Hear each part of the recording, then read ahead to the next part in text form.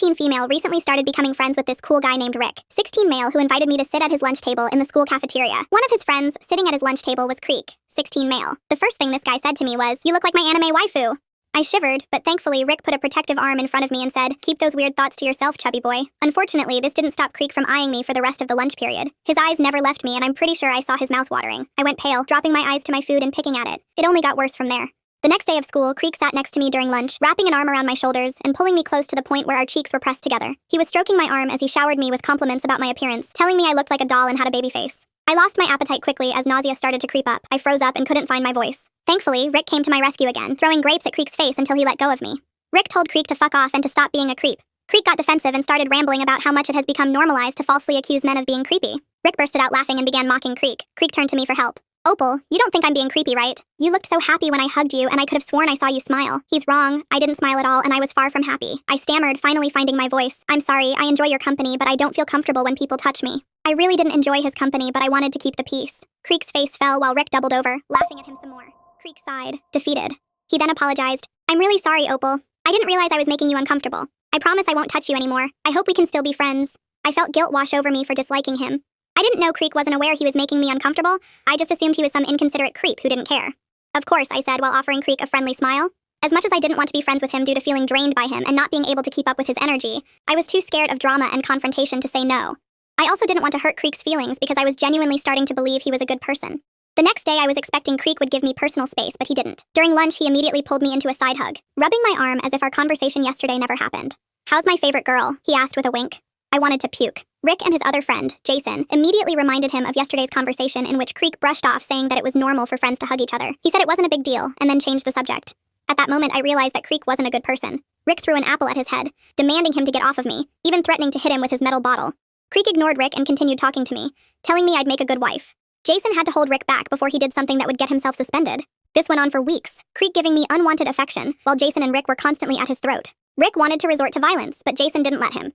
Creek also shared a few classes with me and would start harassing me there too. Unfortunately, Rick wasn't there to protect me in two of the classes I had with Creek. Creek's harassment started to affect my mental health and stress me out. The breaking point came when Jason took the group to a fancy, expensive restaurant. We were allowed to eat at the restaurant for free because Jason saved the life of the restaurant owner's daughter. When we went to our table, I sat next to Rick and Creek rushed to the empty seat next to me before anyone else can sit there. I could never relax when I'm near Creek. My heart was racing and I was staring down at my lap, fidgeting with my dress. Creek looked at me with fake concern.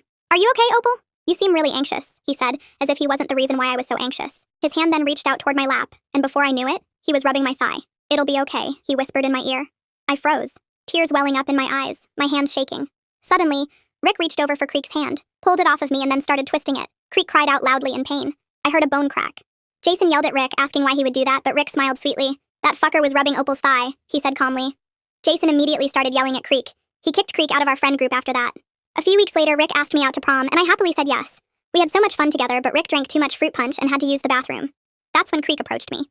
"Care for a dance?" he said with a wink as if he didn't sexually assault me a few weeks ago.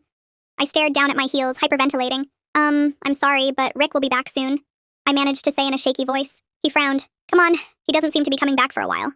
Creek caressed my face with his unbroken hand, making me flinch. He stroked my cheek with his thumb. "Let's have some fun while you wait for him," he said. I suddenly forgot how to breathe, but I remembered when Rick came back, stomping on Creek's foot. Creek yelped as Rick casually slipped between us, winking at me. Creek tried to sneak away. "Where do you think you're going, bud?" Rick called out to him, making him stop dead in his tracks. Rick smiled. "Opal here has something she wants to tell ya," he said. My eyes widened. I never said I wanted to tell him anything. At that moment, I just wanted him to leave. Rick turned to me. "Opal, I want you to tell this freak show how you really feel about him, and I want you to go all out, which means no sugarcoating." I tried to protest, but Rick held a hand up to stop me. "You have no reason to be scared because I'm right beside you, and I ain't gonna let nothing happen to you," he said. He smirked at Creek. "This piece of trash knows damn well I won't let him do or say anything to upset you." Rick was right.